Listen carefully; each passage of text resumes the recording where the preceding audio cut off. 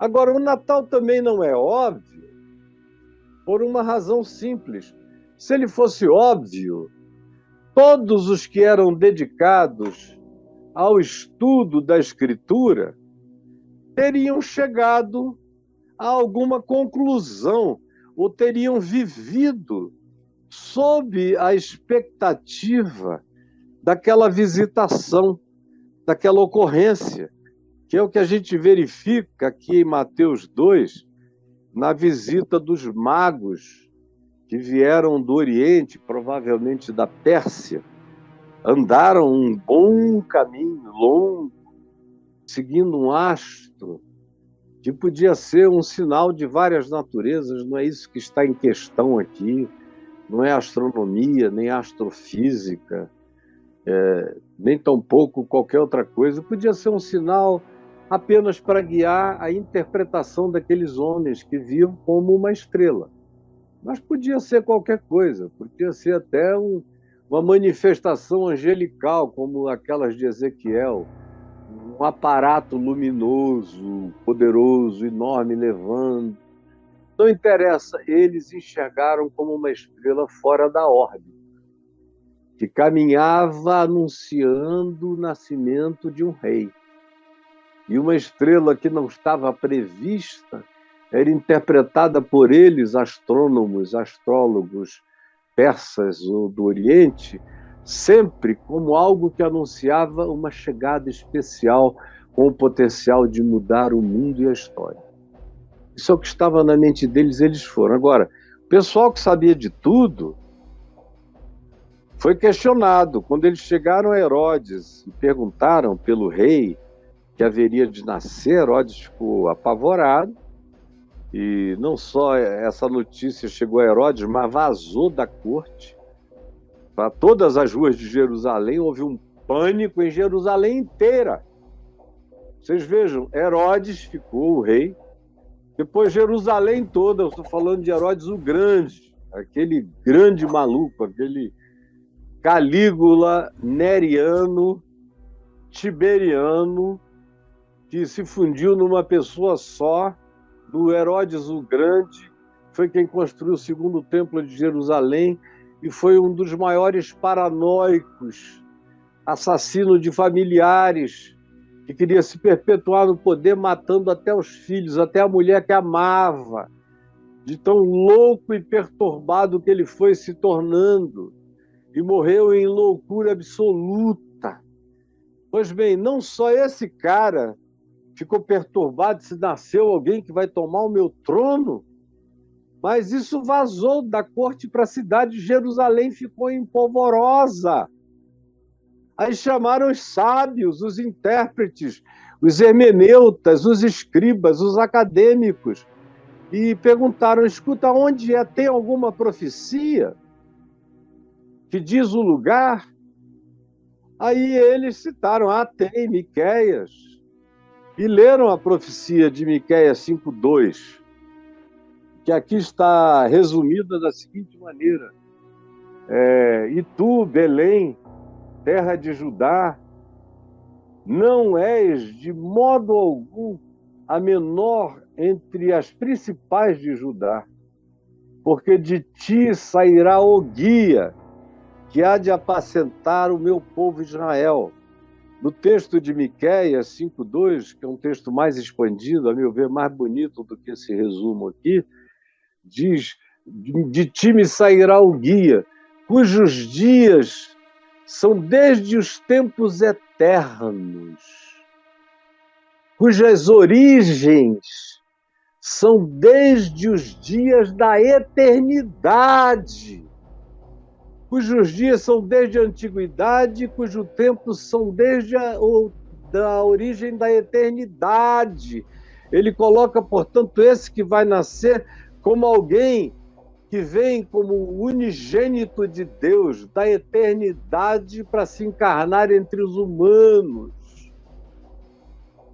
E Herodes ouviu isso, Jerusalém ficou sabendo da resposta, os sábios de Israel tiveram testemunho desses homens que viajaram milhas e milhas, atravessaram, meu Deus, atravessaram o Irã inteiro, atravessaram Síria, atravessaram pedaços do Líbano, andaram a pé todo o território de Israel, do norte até chegar em Jerusalém, com uma caravana, camelos, ajudantes, tinham que parar, dormir, não dava, era uma coisa que levava muito tempo, mas nem o esforço desses homens, considerados pagãos, que tinham vindo de longe procurando por esse dia, essa hora e essa pessoa, não comoveu ninguém a andar 5 quilômetros.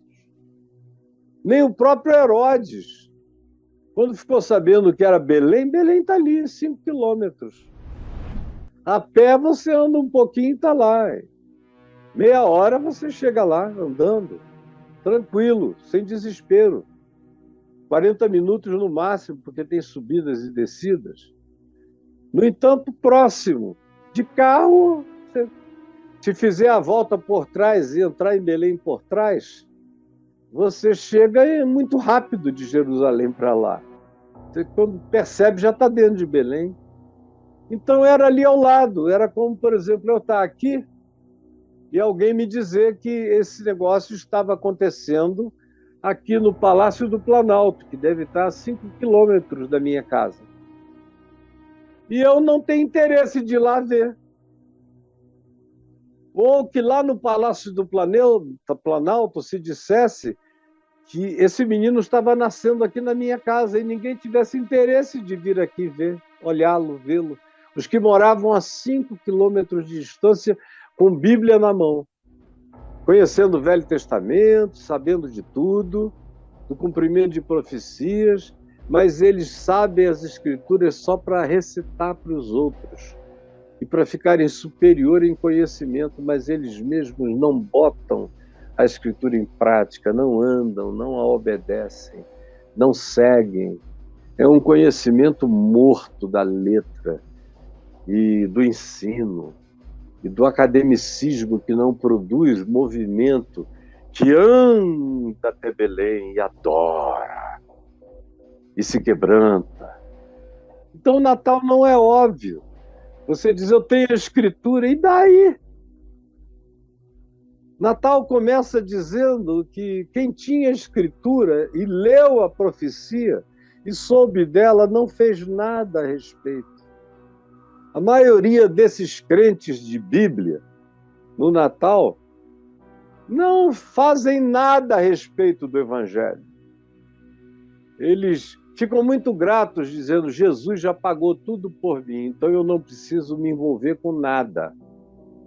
Aí a graça de Deus se transforma em graxa, em KY.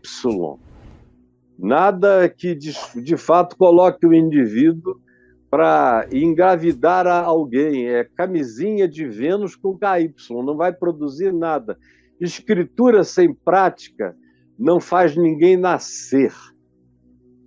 É como camisinha de vento e KY, só entra e sai, não produz nada, não pare ninguém, não concebe nada, não engravida nada, não traz nada à luz, não realiza movimento algum, não leva você até Jesus, não curva você diante dele. Nada. E foi o que aconteceu, porque o Natal não é óbvio. Ele acontece como uma revelação de dentro para fora. Aí você vê todos os implicados no Natal, todo mundo não sabia que era Natal. Nem José e Maria. Eles foram para um recenseamento. Eles não tinham ideia de que o menino tinha que ir para nascer em Belém, que assim cumprir a profecia. Não! Se não fosse a ordem do Império Romano para todo mundo sair de casa, ir até a cidade onde nasceu, para se registrar no censo romano, José e Maria teriam ficado em Nazaré e Jesus teria nascido em Nazaré. Foi uma imposição soberana do Império Romano que os tirou de casa. Do contrário, eles seriam loucos, suicidas, de fazerem aquela viagem naquele estado de precariedade, como a mulher grávida a ponto de dar à luz. Seria totalmente irracional. eles fizeram por obrigação de cidadania e de legalidade. E aconteceu tudo o que aconteceu, não acharam lugar em nenhuma hospedaria, tiveram que se abrigar numa gruta, num lugar ermo, forrar com palha, e ali Maria deu à luz ao seu filho primogênito, ao primeiro, porque depois ela teve outros. Ela foi uma mulher normal, como toda mulher santa de Deus, que vive vida totalmente normal, cheia de amor, especialmente cuidando dos seus filhos e das suas crias, com toda gratidão de ter trazido gente ao mundo e educando-os para aprenderem a amarem ao próximo, a si mesmos e uns aos outros. Essa é a tarefa mais sublime que se pode ter. Foi essa tarefa que ela cumpriu, com toda a alegria da vida dela. Em relação a Jesus, ela foi construindo paralelamente uma outra realidade, que se diferenciava do modo como ela via os outros filhos, porque os outros tinham nascido em circunstâncias totalmente naturais. Era esse que era filho de uma circunstância alien, não natural, totalmente diferente, que a engravidara e colocara ela e o marido numa situação de um desconforto horroroso. Não fosse ele o homem mais extraordinário que a gente tem notícia da Escritura, embora Jesus diga que João Batista foi o maior dos nascidos de mulher, o meu grande herói humano e de vida cotidiana, tá, não é João Batista para mim, é José, o pai de Jesus, que era um macho desconstruído e que assumiu o que nenhum homem tem coragem de assumir. E dizer para si mesmo, não, a minha mulher ficou grávida de Deus. Tem que ter uma atitude de uma clareza espiritual e sublimidade e fé que praticamente, eu diria, nenhum de nós tem. Nenhum de nós tem. Mas ele era teólogo, ele era acadêmico, ele era alguma coisa especial? Não. Ele só era um homem bom, justo e honesto. É tudo que importa para Deus, um homem bom, justo e honesto. Sendo José um homem bom, justo, um homem de paz, não queria infamar a sua mulher, porque se ele dissesse ela ficou grávida e eu nunca transei com ela, ela seria apedrejada na porta de Nazaré, empurrada ali para aquele precipício enorme de pedras, ia chegar lá embaixo um bagaço de Maria. Mas ele, temendo a Deus, fez silêncio, até que um anjo do Senhor o visitou no inconsciente, num sonho. Não foi uma aparição externa objetiva, foi interior subjetiva, e falou: não temas receber Maria como tua mulher, porque o que nela foi gerado é. Ele não diz foi, é do Espírito Santo. Esse ente que vai nascer é do Espírito Santo. É a manifestação de Deus encarnado. Aceita e acolhe com paz. E ele fez isso com paz todos os dias da sua vida. Mas não teve nenhum treinamento bíblico, provavelmente não soubesse da profecia de Miqueias quando tudo isso aconteceu. Nada disso. Nem que a Virgem conceberia. Nem tinha alguém para interpretar. Olha, foi a Virgem que concebeu. É Isaías se cumprindo. Porque também Isaías se cumprindo não era tão óbvio como se tornou depois para os cristãos por causa de muitos séculos de doutrinação. Não era nada óbvio para ninguém, nem para Maria, que ficou chocada e disse: faça-se em mim, então, a tua vontade. E se isso é salvação, eu quero. Como ela sabia da honestidade dela e que ela não estava transgredindo nada com ninguém, ela disse, então, que Deus seja Deus na minha vida em toda a sua plenitude. Mas não havia nenhuma compreensão teológica, o que havia era uma entrega existencial. Era um abandono para ficar grávida de Deus, era uma entrega. Era inexplicável, era amoral.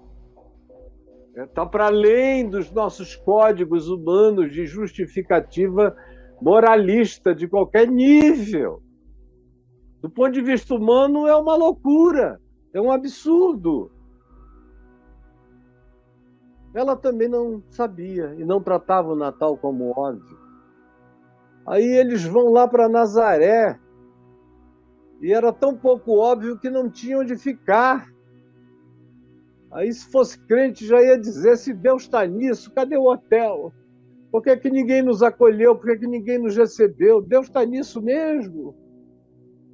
Não, eles simplesmente sabiam que é assim mesmo. Que não há privilégios especiais. Que Deus não cria privilégios especiais para Deus. Repita isso comigo. O Natal prova que Deus não cria privilégios especiais para Deus. Repita comigo. O Natal prova que Deus não cria privilégios especiais para Deus. Senão, haveria a melhor estalagem de Belém esperando. E o Filho de Deus não teria nascido numa gruta, entre palhas e animais, ou na pobreza daquele lugar mal ajambrado. Deus não cria privilégios especiais para manifestar as suas coisas. E eles simplesmente sabiam.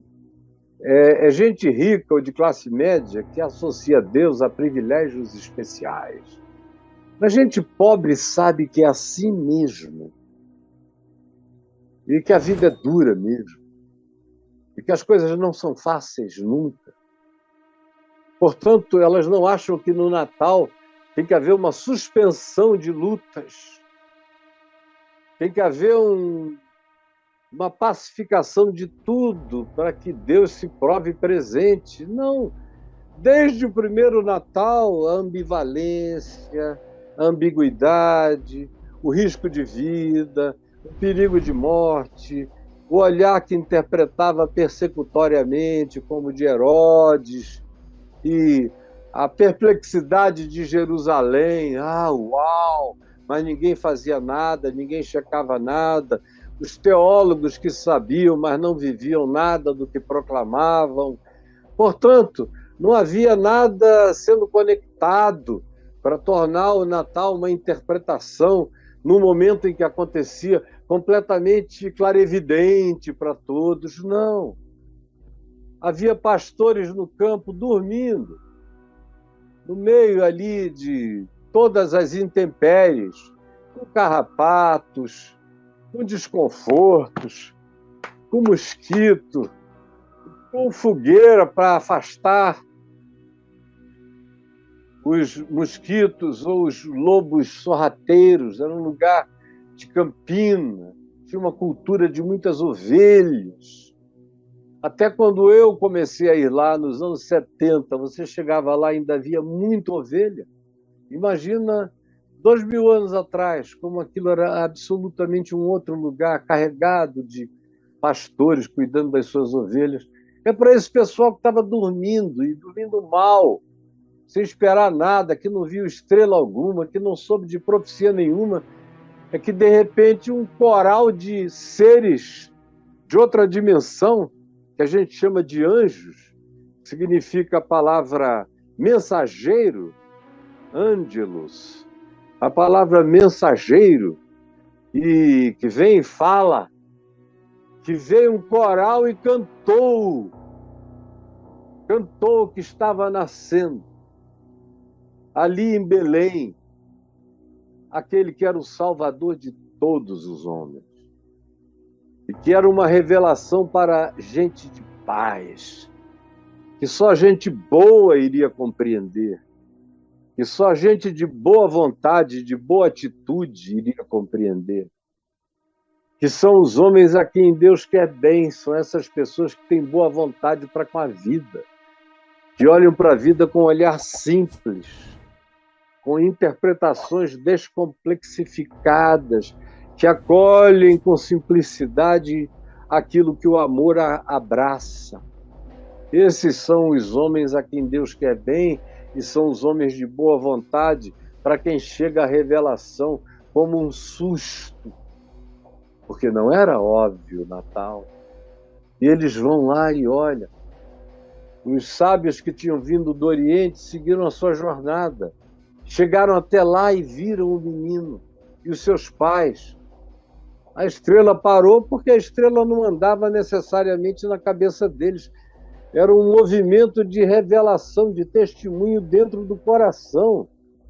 Mas seja lá o que a estrela fosse, para as percepções astronômicas, astrofísicas e astrológicas daqueles homens de 2000 anos atrás da Pérsia, foi uma parada que indicava o lugar e o testemunho no coração deles dizia: é aqui, é ele.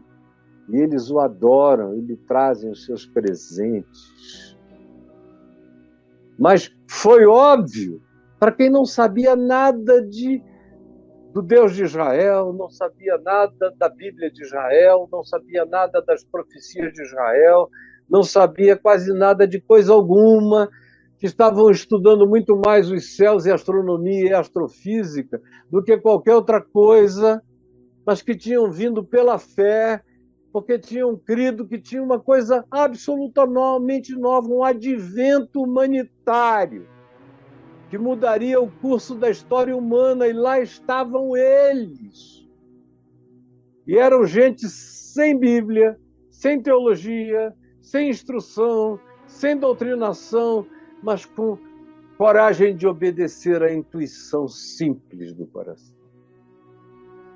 Aí você vai prosseguindo. Belém entrou em aturdimento quando soube que tinha um negócio daquele parecido por ali. Logo depois, quando os magos não voltaram, mas foram por divina advertência, Deus falou com eles, ou seres celestiais se comunicaram. Anjos, ou mensageiros espirituais, como você queira chamar, ou alienígenas transdimensionais a serviço de Deus, disseram a eles: voltem por outro caminho, porque o faraó quer matar a Jesus. Ele quer vir aqui matar, não diga onde ele está, nem quem ele é. E eles fizeram isso. Quando Herodes se viu enganado, pegou um batalhão de soldados, foi até Belém e mandou matar todas as crianças de 2 anos para baixo, para não haver erro. Ele pensou: quem sabe esse menino já nasceu antes, esses caras chegaram aqui depois, então eu não vou deixar margem para o erro, não vou dar ocasião à surpresa.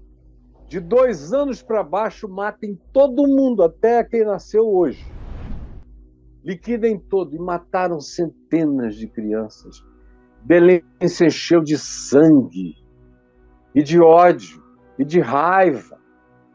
E Jesus teve que se exilar com seus pais no Egito, onde a tradição diz que ele ficou aproximadamente até o seu 8º ano de vida, para depois voltar direto para Nazaré e não passar nunca mais por Belém, e nem ir a Jerusalém. Foi direto para Nazaré. E era óbvio que seria assim. Para os belemitas, o que tinha acontecido era tudo que eles não mereciam. Que desgraça de um Messias que supostamente é filho de Davi, nasce aqui, e todas as crianças que a gente produziu de 2 anos para cá, que a gente gerou, foram mortas. Que ódio! Que ódio! Vocês acham que essas pessoas morreram compreendendo que o Messias tinha nascido lá e que os filhos tinham pago um preço perverso para a salvação imediata, para a preservação e para a sobrevivência daquele Messias. Vocês acham que foi assim? Acham? Não, não foi assim. Gerou foi muita raiva, muito ódio, muito trauma, muita divisão nas famílias.